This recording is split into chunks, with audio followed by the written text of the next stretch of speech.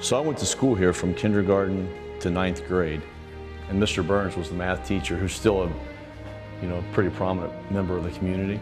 My dad used to deliver firewood to him, and he had a dog.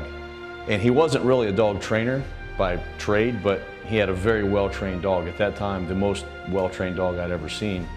And he was very influential in me pursuing a path as a dog trainer.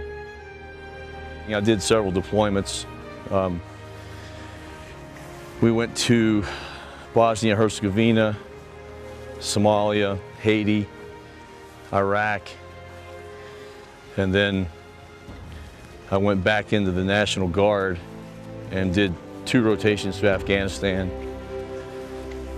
and then got out of the service and started doing contract work.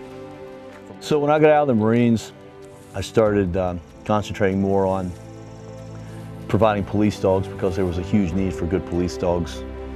That led to contracts, which led to being invited to do a contract overseas with a very large, well-known security company.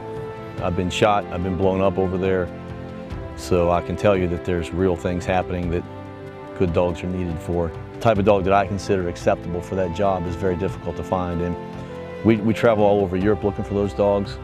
We buy every one of those dogs that we find, but the need for those dogs exceeds the supply available. So that kind of put me in a spot. About 10 years ago, I decided to take on a pretty big task of starting to breed my own.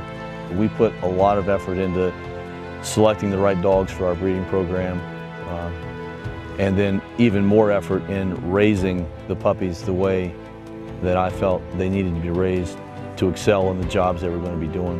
We're the only vendor in the United States that has had puppies that were born here at our facility, trained here, prepared here, raised here, that have passed Tier 1 selection tests and sold to SOCOM organizations.